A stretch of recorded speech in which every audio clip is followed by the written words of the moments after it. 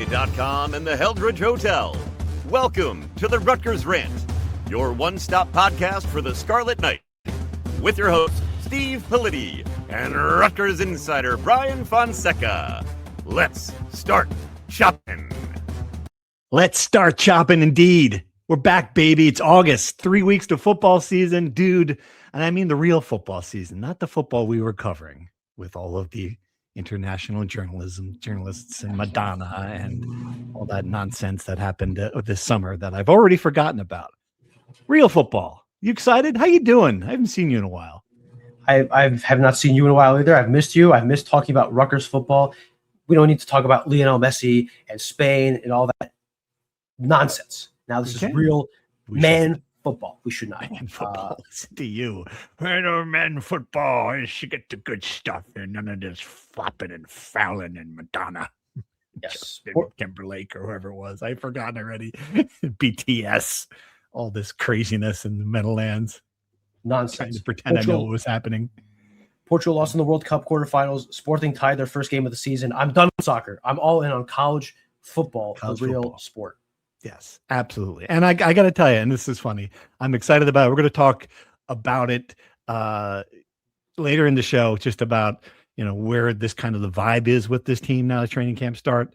I've got some thoughts on it. It's kind of interesting how I feel about like I just feel like I'm not in tune with the national narrative as usual with this team. And I wonder if I'm wrong or they're wrong.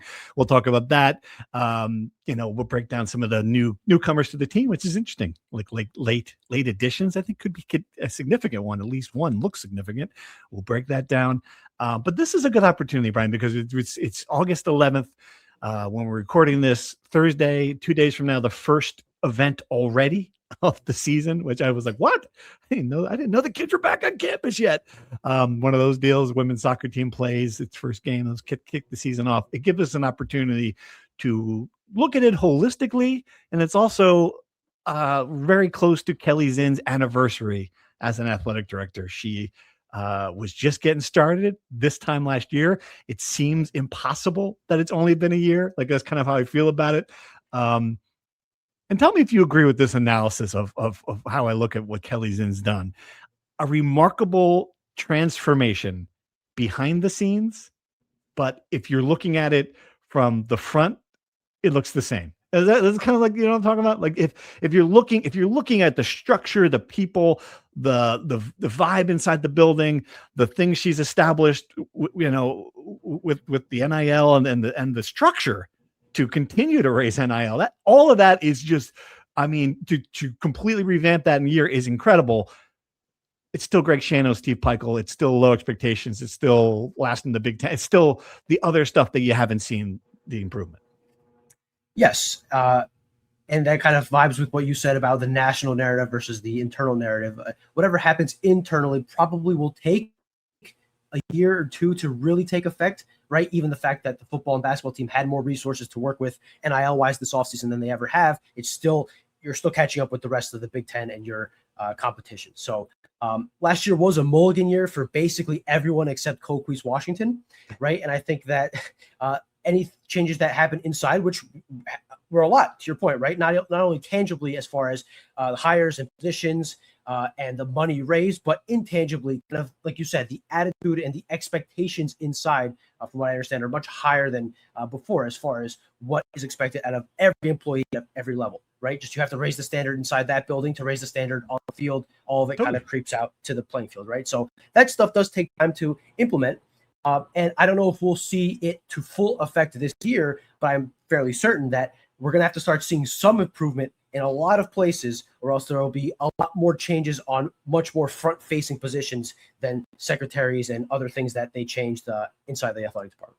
Oh, no question. Yeah, this in a lot of ways, this is her first year. If you want to look at it from, like that was year zero. This, if you're looking at it like this is real, that was the pilot episode. This is really the show now, right? This is where we get to see what she's going to do. And, I think it's kind of fascinating, especially in the two high profile sports, like the leadership decision that she's going to have to make. And, those two coaches can make it very easy for her. if the team exceeds expectations. But I'm curious. I would love to know. I'd love to have an honest answer with her as to what that is. What is that benchmark? What does she have to see to know to think those programs are heading in the right direction? That's like a fascinating behind the scenes question. And what happens if those two teams meet expectations or kind of skid along to what is has been an acceptable season? Like we talked about, like 6-6 around here in football. All right. Like it's not what anybody wants, but it certainly has not, given the history, given where we were before Greg Shannon, it certainly has been an acceptable level in the Big Ten. Is that still acceptable? I don't know. Is that still it? Like, where is it? Where does that stand for basketball? It's the same question. Like, all right, getting on the bubble is like, hey, look, it's February. We're still talking about basketball. That can't still be it, right? I mean, I'm very curious about that. Yes, and you're in a bit of a weird situation. We'll look towards like the holistic athletic department coaching situation. We have some fun over-unders later in the show, but I think broad viewpoint with those two guys, I think it's very possible that one gets fired. I think it's very possible that neither gets fired. I think it's incredibly unlikely that both get fired, no matter how bad things get, just because logistically, money-wise, it's not feasible, barring a Powerball winner in the Rutgers fan base this week or a sugar daddy coming from the sky, right? It's just too much money and too much, not only on the way out, paying them to leave and their staff to leave, but on the way in, because if you're going to replace those two guys, which again, I don't think it's meritless to have this conversation. I think both of them are very clearly on the table, but you're going to have to replace them with someone better, and that's going to cost a lot of money. Of course. Yeah. But I mean, that brings the question of what if they both creator? Well, okay, let's then put tangible numbers here then. Let's say football goes 3-9 and basketball goes 13-19. Right. Yeah. I mean, it'd be hard to keep either one of them under the circumstances at this point in the amount of time they've been here. This is not year 2. This is year 7 and 11 for those two. Yeah, I think 3-9 there's no chance Greg Shannon is the coach the year after that. I've come around to seeing that. I think anything less than 6-6 is going to be hard to bring back Greg Shannon. I really do believe that now. And I just get that vibe from talking to people. I get that sense from what they want to do at an athletic department, like what, her goals, it becomes very hard if this team is not winning. Like to build that out, to turn the press box into luxury seating, to continue to raise money for the NIL, which is something that she's still got to do. She's still got to get that corporate dollar. She's still got to, keep that investment coming. It's not like you check that box and you're done. Like she's got to keep on doing it. They've got to see results. So yeah, I think that's going to be really difficult if he has a losing season to bring him back. I do. And so basketball is the same way. You know what? I mean, it's a trick. It's really a tricky situation. If they're 13-19, how do you justify? What do you say? It's the same record as last year. You spent all this money. They've invested heavily in the basketball roster. That's tough. I think the question is, when you say losing season for football, there are levels to this. I would say no. I don't know if you disagree, but I think 3-9 is different than 5-7. Not really. I'm not saying 5-7. Right. Here's how I would say it. I think it's not impossible that if they go 5-7 again, depending on how things go, his seat would be scorching hot and maybe he gets fired. I'm not saying that's impossible, but I think the likelihood is much higher if it was 3-9, right? I think 5-7 would certainly justify not wanting to, giving it one more year, not wanting to clip it at the money they owe. I don't have the money directly in front of me. I haven't done the calculations, but just for sake of argument, if Greg Schiano was fired after this past season, Rutgers would have owed him $22.5 million. He gets paid $6.75 million this year.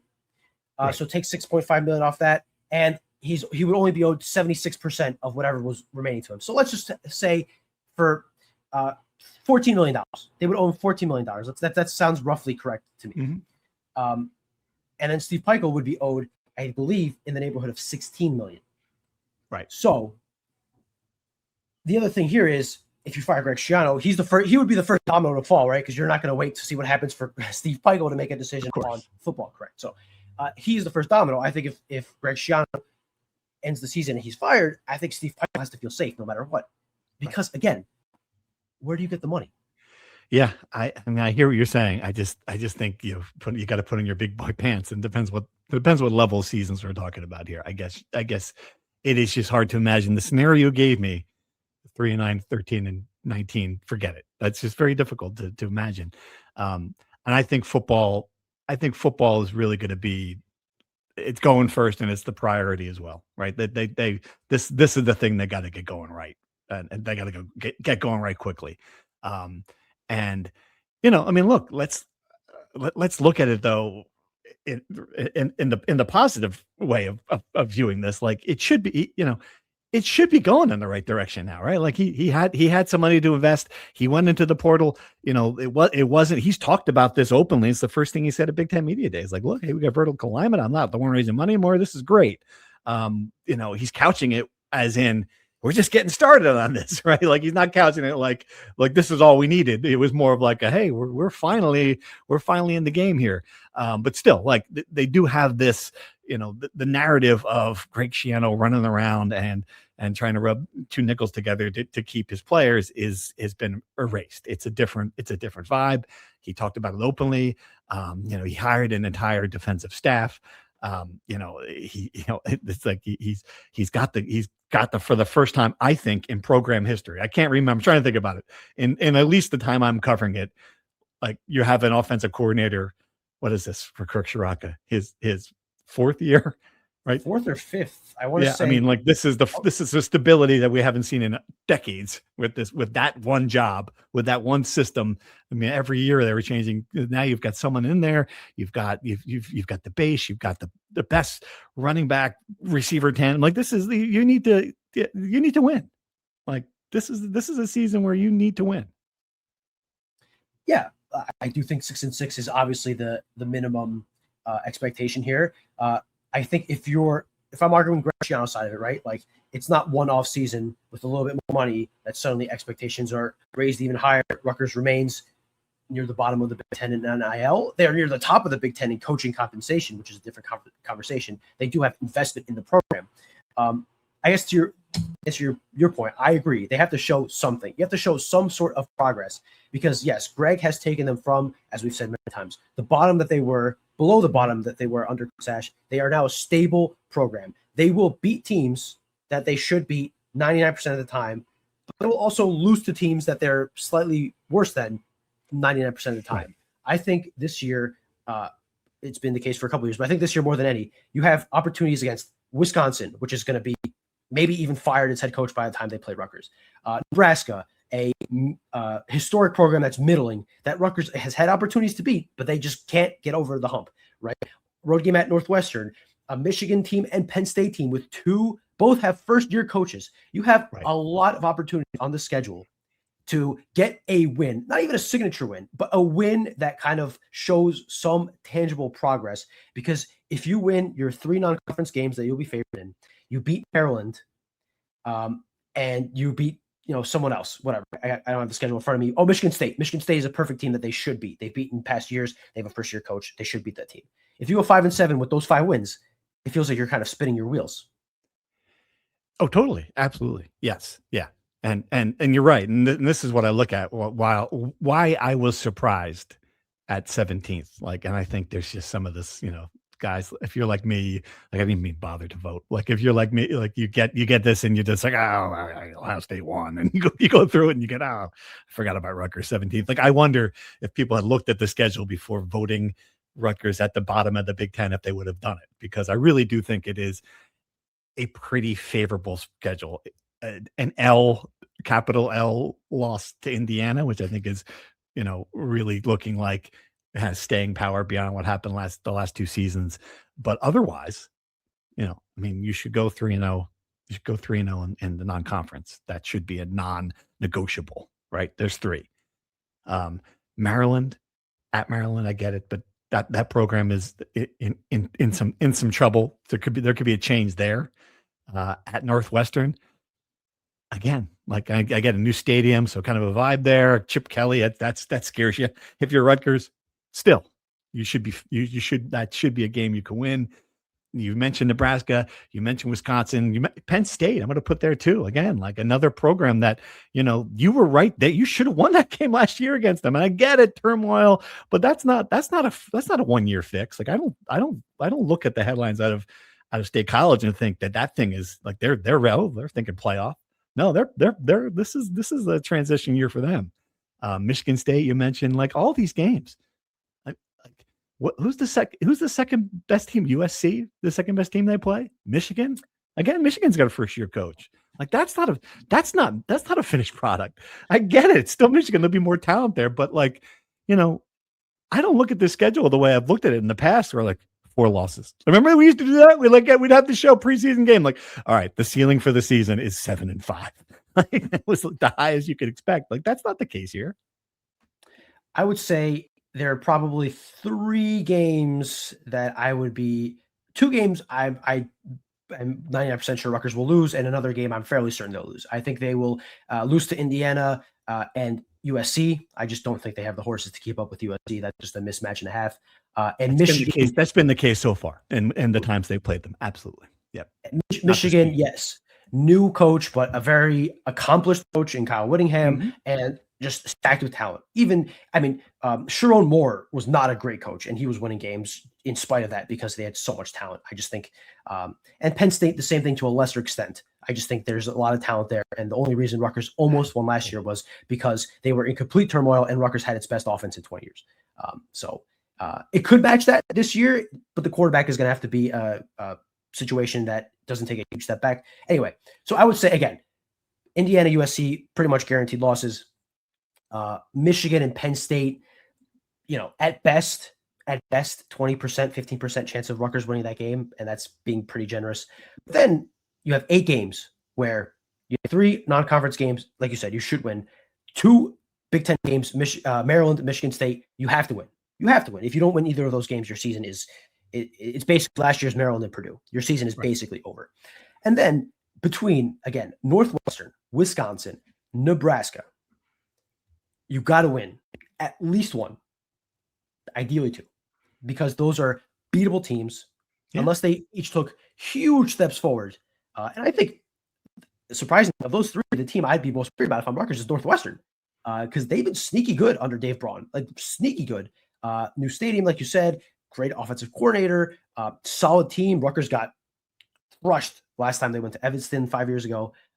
So that's not an easy game. But my point is, I think the season, assuming everything else, assuming the way Greg Schiano 2.0 has gone so far, where you can pen in the wins and pen in the losses, you feel pretty good about where things go. Those 3 games down the middle are what's going to determine whether they go 5-7, 8-4, 7-5. I think any of those is possible. But the Vegas over under is 4.5, which is surprising, right? I thought so. Yeah, I'm stunned. Not stunned. I mean, I get people; they do the same thing. Vegas is doing the same thing. Where Rutgers, let's put 4.5. But still, I don't see any. I don't see if it's 4, it's a disaster. It's not a bad season. It's a disaster. Yes. Well, let's go through the reasons why one would potentially rank them 17. Let's say you're an earnest voter or an honest gambler, and you're really trying to look at every angle, right? Okay. Rutgers has big question mark at quarterback, right? They're going to take a drop off no matter what from last year. Neither of these guys, I would be surprised if they're at the level of 8th and Cali Manis, right? So you're dropping down in quarterback. Even if you have the skill positions, you don't have a proven quarterback the way you had last year. Do you have any? I'm gonna push back a little bit. It's not like we're not replacing Dan Marino. And I get it. Ethan was like a high level. He was the best quarterback they've had in this program in a very long time, right? But he's in the NFL, right? I get it. Like I understand that. If this thing is working, if this thing is working the way it's supposed to, Rutgers right now has its hand-picked quarterback who's been in the system for a couple of years, like the kid they wanted, the kid they hyped up, the guy who they think is the future, and a guy who started 10 or 11 Division I games with talent, a big recruit. That's I'm just saying, I'm just putting it the other side. This is not like Gavin Wimsatt where we've seen it and we know, Like he's not. We haven't seen anything. I think they should have. They should have better than average core. They should have close to what they had last year. That's what I think. I think if you get average quarterback play, you feel pretty good about it, right? And look, listen, Dylan Larkin very well could win the job. We'll talk about the quarterback a bit later, but I think it's dangerous to start talking about players' narratives because he's a former 4-star player, yes, and he started 11 games for a Division I Power 4 team. Art Sikowski was also a 4-star quarterback who started dozens of games for Power 4 teams. That's true. Yes, and good point. I mean, Gavin Wimsatt, as you mentioned, also a former 4-star quarterback who started. So I'm just saying. Keep going. But anyway, keep going. So quarterback is a question mark. No matter what, it's a question mark. You don't know. It could be as good as Ethan. It could be. You don't know. The defense is going to be better. I mean, it's impossible to be worse than they were last year. How much better? You're replacing basically 11 starters. You have a new coordinator and staff, which again, I could see all the reasons to be optimistic about Travis Johansson. I could see that, but you don't know. This to me, this is funny. You said this to me is the key, the biggest key to the season entirely, because I do think they're going to get close to quarterback play. The offense is going to be about what it was last year. To me, if the answer to this question was the biggest problem with last year's defense coaching, and if that's true, and if they've solved it, I'm not sure it's true. I know it was a problem. I totally know it was a problem. Was it a Jimmy and Joe's issues, or was it really an X's and O's issues? Was the coaching that bad? And I think inside the building, they think that was the biggest problem on this team. That was it. And this is why Greg Shannon had to come in, and it was too late when he did. But once he did, the defense got better. And I think there's a sense in there, they made a bad decision. Rob Smith is the fall guy for that season. The answer to that question, if the answer to that question is yes, it is easy to be a lot more optimistic about this team. I think the answer probably is yes, because we have a large sample size of Rob Smith at Rutgers, and that history shows that the answer probably is yes. Right, but what level though? That's the other part of it. It was a really, really bad defense. Is coaching going to make it to a good defense? I don't know. We'll know probably by the first, if not the second game, because last year when they were getting cut apart by Ohio, I think we had a pretty good sense that this was a disaster. We'll see how much better they are. Certainly by Boston College. Those two are obviously two major question marks alone that would kind of make me think that 4.5 is a fair number from the outside. I'm sure there are other things I can dive into, but those two things, right? And you feel good about the depth of playmakers at the wide receiver. You feel good about running back, the offensive line, a lot of depth. Absolutely. You're also replacing a number of starters. And while you can have a lot of depth as quality players, do you have a strong starting five? I think maybe. I think they certainly have enough players that they can put it together, but especially with the new offensive line coach, a lot of guys who haven't played significant snaps together, that's also a question mark. Right. The comment that I was in Norway when this happened. Explain that some other time. But the comment that from Big Ten Media Days that stuck with me was when he said, I think it was Big Ten Media Days, when he said that our second team offensive line would have been our starting offensive line when we first got back here. That's a pretty significant thing. I think they feel really good about that, and haven't had the, knock on wood, camp injuries that we've seen in past years with that group. Maybe, I think we had some skepticism about that coaching change. Maybe a new voice on that group wasn't the worst thing if we see some progress. Again, if that unit is good, we know Antoine Raymond's one of the best running backs in the Big Ten, right? That takes an incredible amount of pressure off the entire thing. The quarterback does not have to be, he doesn't have to win games on his own. He's just got to be a competent passer, and I think this is the best. And we go back again, reasons to be optimistic about this team. This receiver group, even without Ian Strong, I think it's really good. I think you've got the best receiver you've had since Leonte Carew and KJ Duff off the top. I don't know. And you look at they've got depth at that position. The offense should be good. Yes. To your point about camp injuries, I think they feel really good about the change of method that Spencer Brown has brought and revitalized the sports science and just the way they go about things. They feel really good about the returns they've had this offseason. And to your point, from what we understand, no, aside from Zylan Williams, who was a kind of a reserve cornerback, no real major injuries, which has been a major welcome change for them.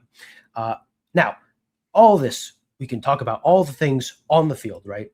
The reality is, this is the coaching staff that has gotten them to this point where they have stabilized, but they have lost some games that they shouldn't have, and they still have not broken through and gotten that big win outside of, let's be fair here, because we did call Washington a signature win back then. We did call the Miami win a signature win. I don't want to play, revisionist history here and act like we didn't make those wins out to be big, because they were at the time. I'm just saying it feels there's a level here that they have not reached, and we are expecting this year to be different than last year or 2024 or, all the opportunities they've had in front of them that they haven't taken advantage of. So that's also another question, which we won't know the answer to until this year. So we'll dive deeper into the football season and much more granular detail in a preview, a little bit closer to game day against UMass. But for now, just to kind of wrap back to what we were saying about this being Keli Zinn's first year, I think my initial idea was to grade her first year. I don't think that's entirely fair, just because, again, it was a mulligan year for basically every program. And it wouldn't stop us doing it for a coach. I don't mind. Grader. Sure. Okay, fine. And then I guess it's an A, of course. I mean, that's why it's easy to grade her. I mean, I think so. But I mean, if you're looking at it from very basic, she had to come in and she had to fix that one thing. Like that's the one she had to get it to a point where Rutgers was in the game with the NIL and with player compensation, and she did that. That was it. That was the box. You had to check everything else after that. I think making a change in women's basketball was obvious, and she went with her gut, went with her guy, and he looks like he's off to a good start. So, okay, we'll give her a check without playing the game there. We'll give her a check there. But overall, then she, doesn't have to support the two coaches with NIL and build that system out behind the scenes in a meaningful way. And she did both those things. So that to me, but go ahead. You had a point you were making. You made a compelling argument. You swung me to your direction, because you're right. Whatever happened on the field doesn't matter. She was hired in late July. She started in early August. There's literally nothing she could have done to change the outcome of these teams, right? So you can't really grade her on what happened on the field. What you can grade her on is what she did infrastructure-wise in the Rodkin, all those things. And unless I'm missing something over the last, which is certainly possible, a lot has happened over the last 8 months. I tend to agree with you that she's nailed most hires. I can't say every hire because I don't know for 100% fact, but she's nailed basically everything that I could think of. She's moving the ball forward in, even the way they use the facilities, as far as turning that recruiting lounge that was never used during games into a touchdown terrace. Simple things that, we would sit in the press box and wonder, why is Rutgers doing it? She has fixed a lot of those issues. So I would agree with you, giving her an A. But to your point, this year is the year that the training wheels. I don't want to. For those people listening on audio, I use quotation marks in the air. That's just the best thing I can use in my head. This is the first real test. Now, so for comparison, doing a couple of over-unders. This year, they finished 93rd in the Directors' Cup. That's 22 spots below the next team in the Big Ten, which was 17th place Maryland. Rutgers was last in the Directors' Cup for the fourth straight year. Outside of individual sports like track and wrestling, Rutgers had 3 teams make the NCAA tournament: rowing, women's gymnastics, women's lacrosse. All well and good, but those are not the sports you measure the success of your athletic department with. And she made one change, as we said, women's basketball, in what was a mulligan year. So over under, Rutgers finishing 59.5 in the Directors' Cup next year. And just for context, their greatest ever finish was 48th. How many times have they finished better than 60 in the Directors' Cup? I will look that up, but so 60th was their second best under Hobbs. Their best was 48th. Their second best was 60th. Okay. I think it's probably still over. Yeah. And without knowing the formula there, you have to get a few teams in. And I just don't know. I will feign ignorance to whether or not this is going to be a bounce back year for soccer. It's going to be a bounce back year for field hockey. There's some programs that have been good in the past that, have earned sort of like all right, you give them a mulligan. Is this a year, what's going to be the surprise team? Is there a surprise team that can get in there? They have to count some teams that like never, like baseball. Like there's some teams that just don't ever give them points. And I don't know how you change that. Like you can't. And this is a problem. An interesting discussion that I'm wondering when it starts happening with Keli Zinn as the number goes up and you're spending more and more on players, you're eventually going to have to start making decisions. And right now, she is trying to heavily invest 3 teams. Like she's trying to give money to, there's a wrestler making $250,000 at Rutgers. Like she's trying to give money to other programs. Like I wonder at what point that stops, or if it has to stop in order to put the resources to football. Like if that's going to be like, I don't know who said it. Was it the Penn State AD who essentially said, I don't care where we're going to be in basketball? Did I read that quote? Like he was just like, I don't know, well, whatever. We're gonna be picked there. That's all well and good. And it was essentially saying like, I don't know why I'd invest money in that. It was like, it's just kind of like a fascinating decision.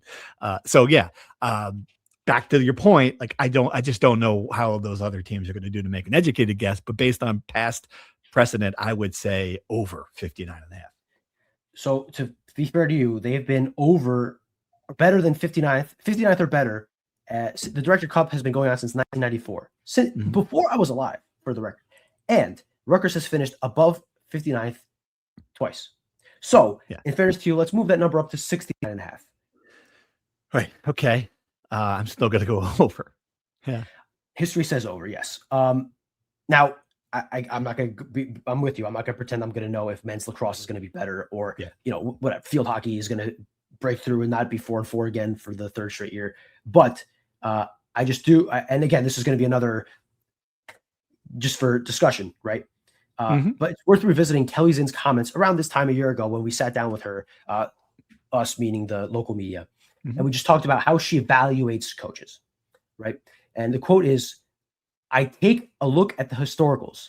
Usually the past 3 to 4 years are the biggest focal point, but then also looking at where they were and are as compared to the competitors and within the conference. I'll look a lot within the conference for our rankings. I take a look at compensation. I'm a big believer that where you're compensated, you should be performing at that. And if you're below it, that's a real problem. And if you're really below in compensation, but you're performing better, then I also need to make sure we're not in position to lose someone based upon the fact that they're probably attractive to someone else. So there are a number of things that go into that. I will put the quote up on the thing. Yeah, that's a great quote. That was a really good answer to that. There's a lot there, and there's a lot there. There's a lot there. And what she's saying without saying is that she's not going to judge these coaches on unrealistic expectations. Like, I don't know what the volleyball coach makes, or some people in the building who are just like, yeah, well, okay, we're not competing in the same way against some of these programs. But there are some people who I wonder, like they've invested a lot in women's soccer, and this has been programs they expect more from. Like I wonder about some of that stuff, like wrestling, and it's a great quote. Well, the over-under next, and the last over-under we have is the amount of coaches that will be changed this season. Last year there was 1, as we said, a mulligan year. The over-under I have is 2.5. And before we answer the question, I'm just going to go through the Big Ten records, because I think, as she said, you compare people to their peers. The Big Ten records of most of these sports over the last 4 years, right? Okay. So I'll start with football. In the last 4 years, football has gone 10-26 against Big Ten teams. Men's basketball has gone 31-49. Women's basketball went 11-61. Right. Understandable. Understandable why you make a change there. Baseball went 48-60. Softball went. I would have thought. Yeah. Softball went 32-60. Really? Man. Yeah. Wrestling went 16-16 in duels. Okay. Volleyball 8-72. Tennis, 5-43. Gymnastics, 3-34. Men's soccer, 13 wins, 17 losses, 6 draws. Women's soccer, 18 wins, 16 losses, 8 draws. Field hockey, 17 wins, 15 losses. Men's lacrosse, 5 wins, 15 losses. And women's lacrosse, 8 wins, 20 losses. Okay. So you're telling you those are fascinating numbers. And your question to me is 2.5 coaching changes, like over under on that. I'm gonna say that's over. Absolutely. And I think if you're Brian Brecht, like just looking at those numbers and thinking of programs that have potential, like lacrosse, you should be better. You should be better than that. The Big Ten, there's history there. There's, high school lacrosse up the wazoo in New Jersey. There's a million reasons why that should be better. I mean, obviously football and basketball, we talked about those coaches aren't on the hot seat, but it won't take much, it won't take much for them to get there. I think those are 2 potential changes. I'm not saying that, Politi just said they're going to fire shit. I'm not saying that. I'm just saying, like, you're looking at this, like, give you a number 2.5. Like, I'm just saying there's at least, based on that list, I mean, 6 or 7, 8 jobs that I could see realistically being you better win some games here. There are a lot of changes that would be justifiable. Just for the record on Brecht, he has 1 year left on his deal unless he's been extended this offseason, which I highly doubt. And I don't know that I've broken down the contract last year. I can go through and do that again later this week. But it's just a matter of what the desire is to make changes, right? And as you said, the expectations on each of these programs, like volleyball, for example, to your point, unless you quintuple the investment in that program in every which way, they're probably not going to get much better considering how good the rest of the conference is. Tennis, right? They went 5-43. They're 8-80 though. I think it could be a little better than that. But anyway, right. Okay, yeah. But it's like football, right? Like football was basically the volleyball program during Chris Ash's tenure, right? They've gone better under Greg Schiano. They're still light years away from an Ohio State, Oregon. Right. And that's what I'm saying. In volleyball, there are the Minnesotas, the Wisconsins, the Nebraskas, obviously. And it's a question of, obviously, with football, you want to close that gap, right? That's your golden goose. That's where you make your money and you have your prestige. Does it really matter to do it in volleyball? Probably not. Right. And there are programs. Sorry, go ahead. I was just going to say, other sports like tennis. Tennis is 5-43. Do you really care if tennis gets any better, right? They don't even have their own facilities on campus, right? They play games in East Brunswick. So, I would think Keli Zinn's been very clear. They're not going to cut sports, right? And I don't anticipate that changing anytime soon. But just for my purposes of getting my point across here, I think tennis is closer to being cut than it would be to have receiving more investment, if that makes sense. Marginalized. It's not cutting sports anymore. You're marginal. You're essentially a club sport that travels to Oregon once a year. I mean, that's what you've become. And if you're not going to care to invest more in the program, you're not going to care to change the coach if the coach is, there for a long time, a good person, happy to do the job, and just no need to. Which makes this conversation interesting. And this is like, I don't even know who the tennis coach is. I'm just being honest.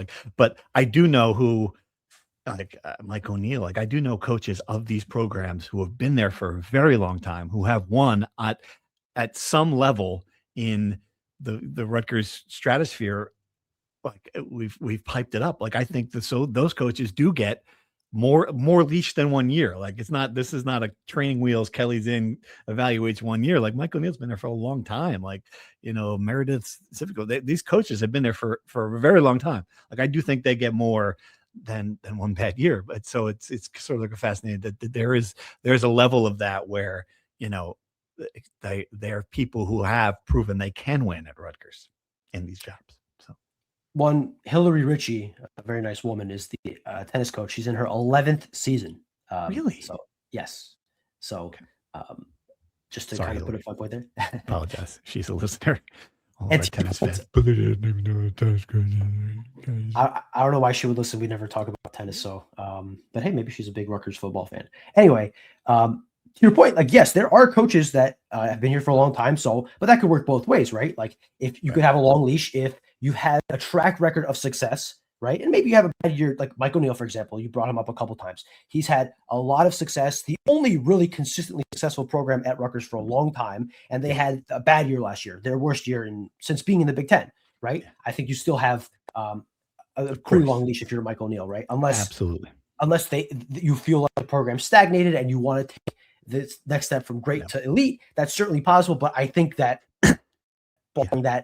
I think he's pretty safe. But then you're looking at a guy like Brian Brecht, who has been here for a long time, reached the Final Four, took this program to heights it hasn't been in a long time, but they've really stagnated and gotten worse in the last 2 or 3 years, right? Like, I think if he doesn't have a big year, or at least show tangible progress back to where they were at their best, then he's really in a tough spot, especially because, again, his contract expires. So that's another part of this decision. Like, sometimes these decisions get made for you.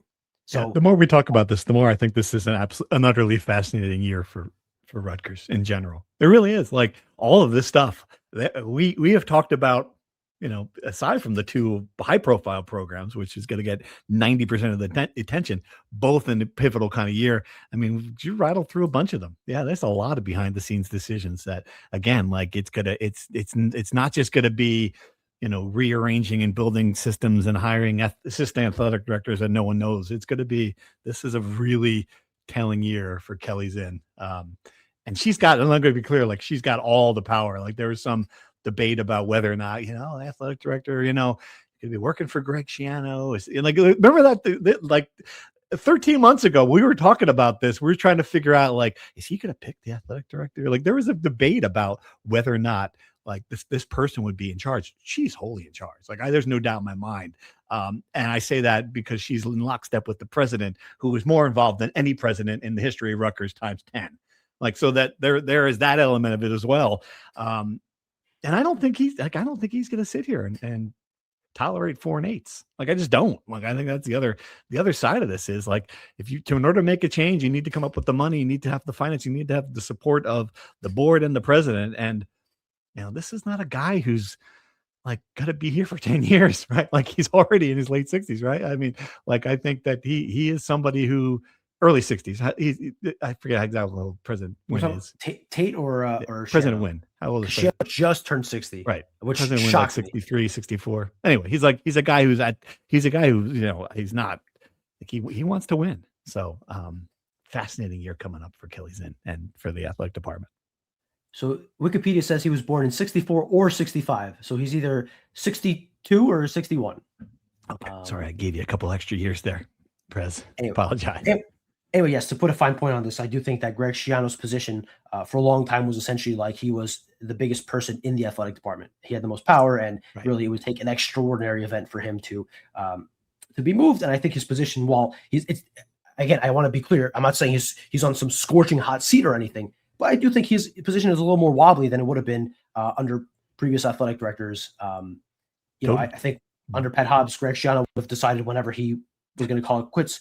I think under Keli Zinn, he has a little less autonomy in that decision, if that makes sense. So it's going to be a fascinating year. It's going to be a fascinating year to see where the priorities are as far as the sports, how much they can tolerate as far as making changes, where they want to do it. Because, again, they could justify it any which way for a number of sports.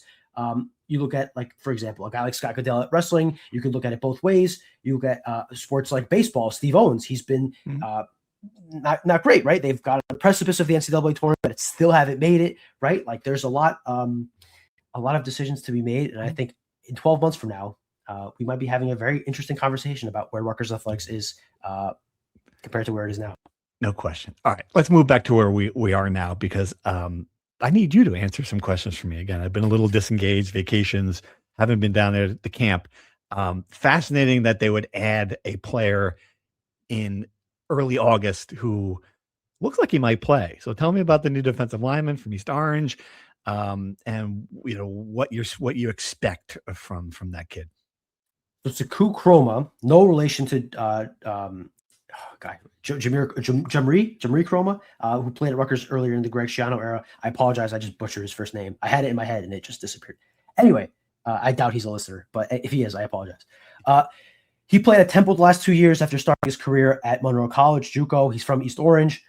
He had pretty productive performances for Temple last year in the 7 games he did play. There were 5 games he didn't play because of injury. He appealed for a 5th year of eligibility in New Jersey State Court, unrelated to the Colorado case that happened around the same time. But he won his case last week, was granted an injunction, and Rutgers was able to beat out a couple teams to land his services, and he joined the team yesterday. He'll be in the rotation at defensive line. I'm not sure there are any undisputable people along the line in the rotation, but I think he'll certainly play a part. I can't tell you right now how much of a part, but it's for Rutgers. You can never have enough guys who you feel can get to the quarterback, can move opposing teams. I know people are worried about him being 6'3", 280, but I don't think he's playing nose tackle or anything. So I think it's a positive addition, especially when you consider it's in August. You can get players of this caliber in August, so it's a big win for Rutgers. Yeah, and it is at the, I mean, by far, there's no debate as to what the weakest position on this team has been in Greg Shannon 2.0 and the Big Ten era, really.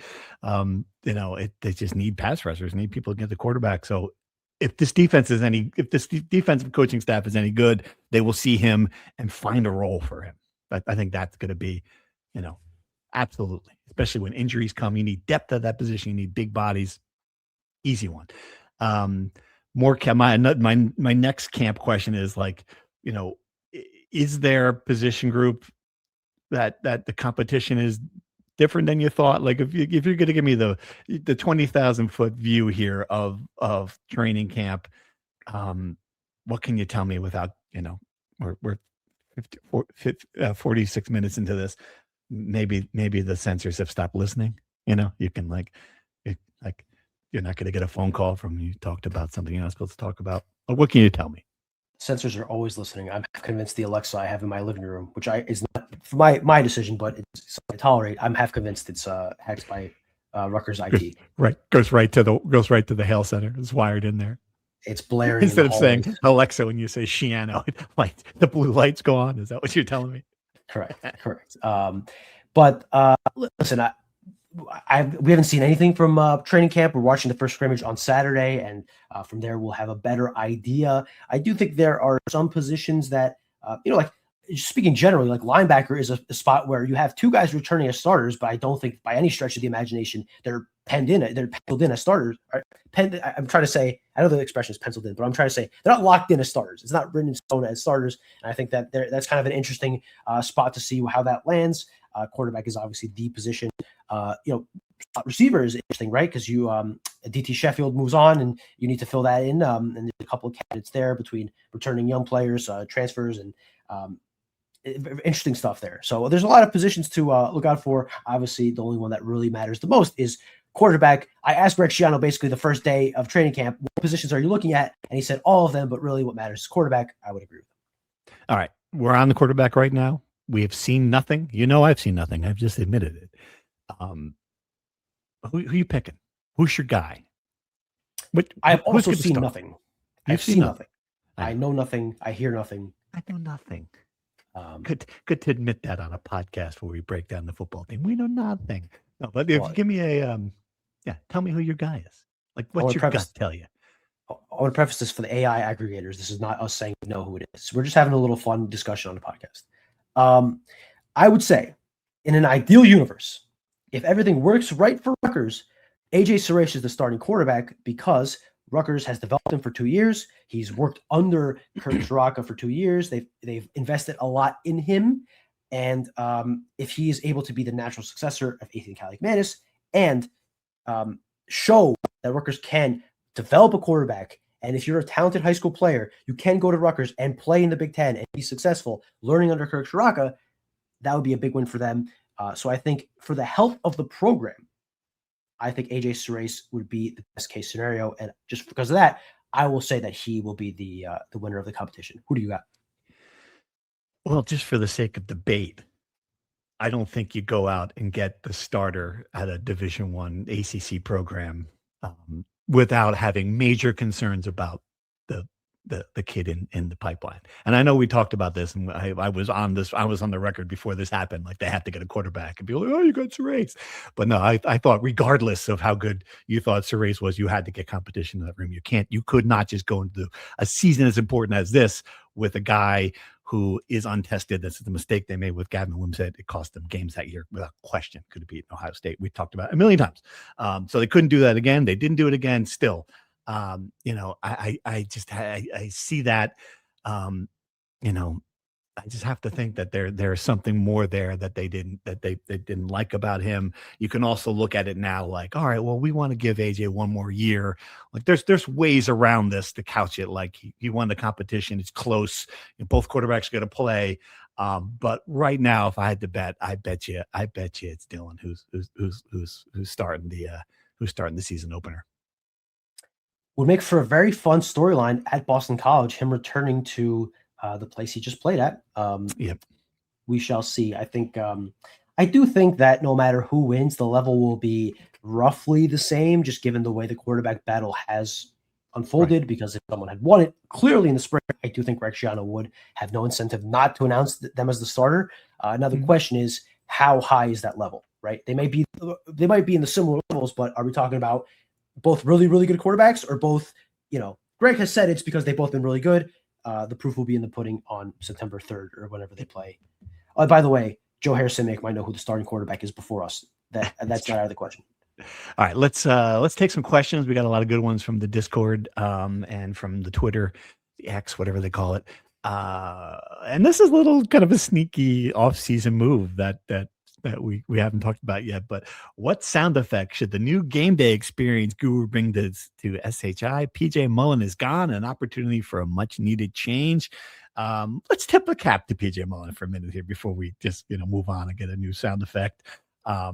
I don't know. I think he did a great job in that role. I think the boardwalk was nothing short of a stroke of genius in turning around, giving that game day experience and identity that it didn't have, giving families a place to go if you can't tailgate, and not everybody does tailgate at these games. There's if you were listing the 10 good ideas at Rutgers in the last quarter century, the boardwalk is on the list, right? So let's give him a tip of the cap. I didn't think that the game day experience became stale and using drones, use light shows, they're trying all this stuff. Like it wasn't always the experience that was the problem. A lot of times it was the crowd that was the problem. So I give him a tip of the cap. If I had to change one thing, what do you think they're going to do? Well, the one sound effect I would love to have at SHI Stadium and every stadium around the country for that matter was, can we get a soundtrack of silence? Just no noise from anywhere. Can we just let people talk to each other standing next to each other? Can we let the band play a little bit? Can we let things breathe? Can we not give me what will be permanent hearing loss in 30 years by blaring some stupid horn or playing the same universal thing song? Yep. I know it's a universal thing, but we will say the train horn might have broken the Guinness World Record for highest level of decibels on Earth. How about this? Why don't they have the drums like this at the World Cup? Why aren't we banging drums? I like that. That's one thing I love about the World Cup. The thing with soccer that you're able to bang drums and sing throughout the game is that soccer is a continuous experience. It's always going, aside from the hydration breaks, obviously. The game is always moving, boom, boom, boom, boom, boom. It's a constant drum beat. That's why you have a drum. Football is start, stop, start, stop, start, stop, start, timeout, stop, start. It's very fragmented. So that's why I empathize with some crowd difficulties in the sport. But I love a drum. I just don't think now the drums they do have is the marching band, which for like 100 years has been a consistent part of college football atmospheres. And, I've heard people talk about this on the message boards and whatnot, and it makes sense. I can't remember the last time the band has played music in the stadium because all I hear is, all right, enough. You're good. I just went from excited about the season to pissy about it. That's one thinking about that. Great job. So cancel the train horn. That's my suggestion. All right. Some more questions. Jordan on the Twitter, Dr. J Yitty. I like that's a good sign. Lots of questions about the one I'm going to pick out is what portal editions should we be most excited about? And how did Rutgers portal editions compare to similar Big Ten teams? Give me a guy in offense and defense who is going to be the one we say, oh, geez, that was a great get. Football? Of course, yeah. I assume it's football. Yeah, it's football. I wasn't sure if it was football or no, we're not talking basketball. We're not talking basketball.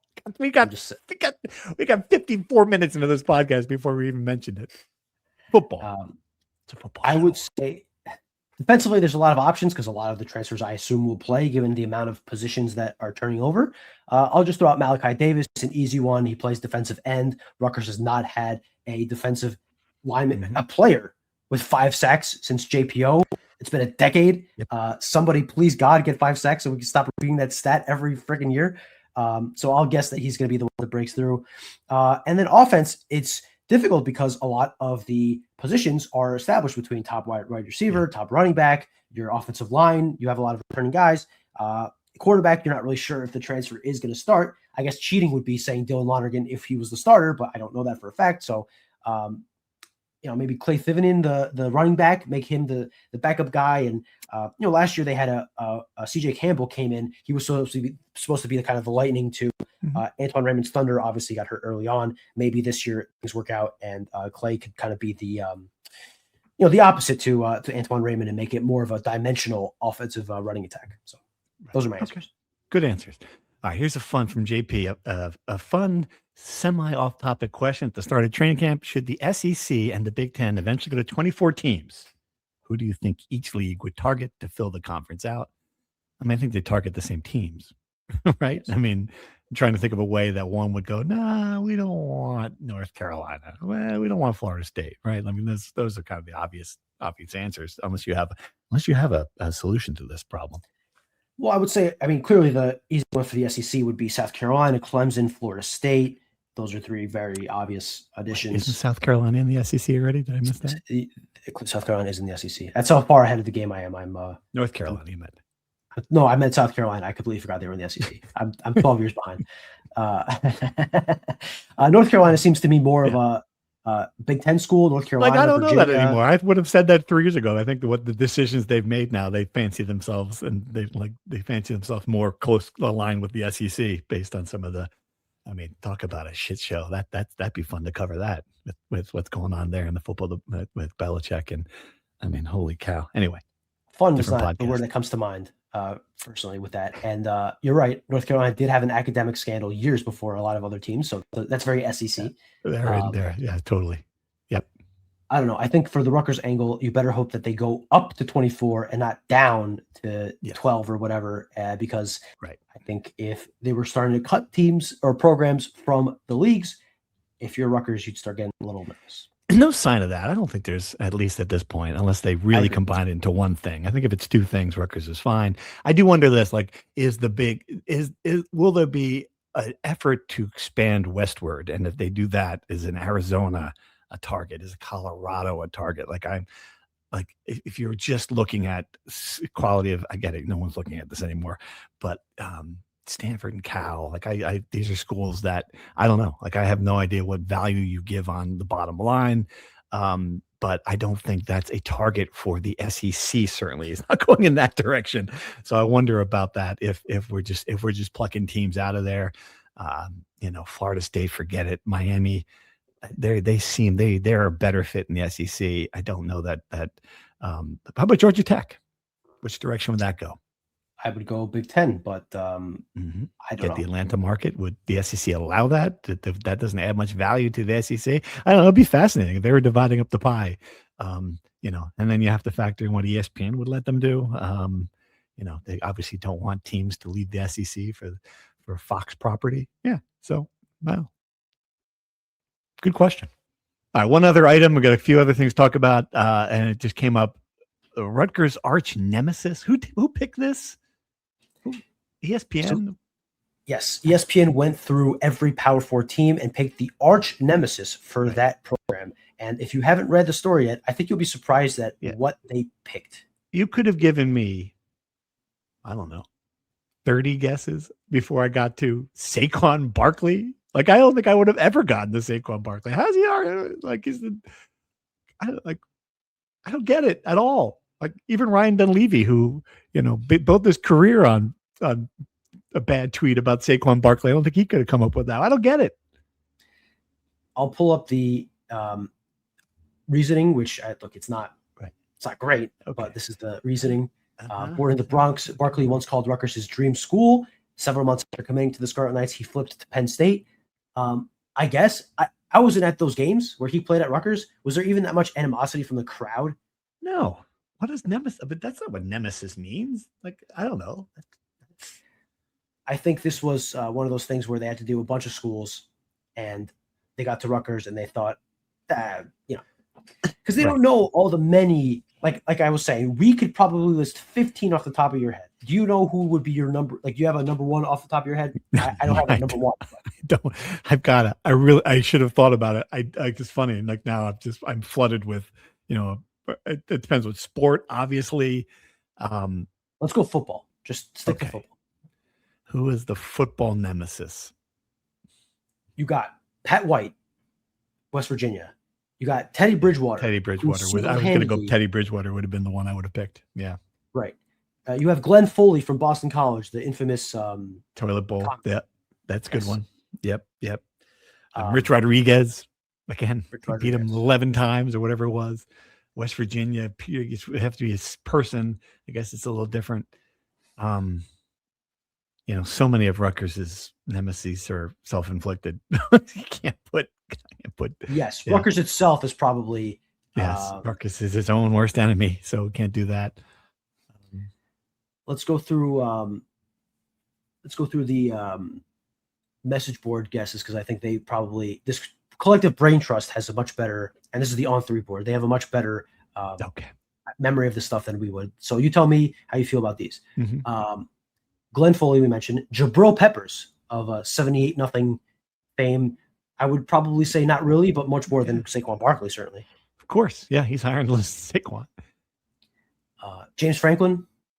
Yeah, that's a good one. It's a little hard now he left, but he would have been a good one a couple of years ago. Joe Paterno for convincing Fred Gruninger to not join the Big East in the 70s. That's so old, man. That's on Fred Gruninger. You can't let. Come on, can't let. Okay. Joe. That's on again. That's another Rutgers self-inflicted wound. Here's my favorite. Are you ready? Mm-hmm. Pat Hobbs, Chris Ash, Anderson. I'm assuming that is Dick Anderson. Herman, Julie Herman, Barchi, Gruninger, mm-hmm. the Board of Trustees, and the Star Ledger. There we go. We are the nemesis. Yes, that's the answer to the question. Of course. I'll take that. Put a big picture of me with the orange hair. Yeah, I don't. Again, all of those are better answers than Saquon Barkley. Yes. Here's another one. Joe Paterno, Glenn Foley, Ben Mock. I'm not quite sure who Ben Mock is. I don't know if that reference. No. And number 4, the biggest of all, Keith Sargent. Absolutely. Nemesis. Can you imagine walking on ESPN, your Cheerios, and all of a sudden, Sarge, what? That's all I got. Yeah, that's good. Good list. I mean, I don't know. There's no obvious one, but again, like if you could put Rutgers as its own nemesis, I think that would have been a pretty good answer.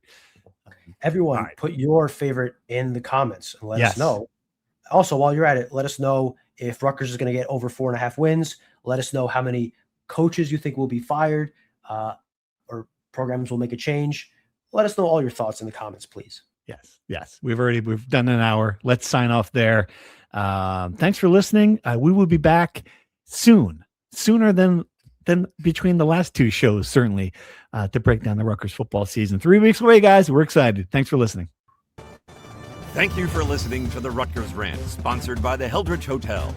Head to nj.com/Rutgers for more Scarlet Knight content.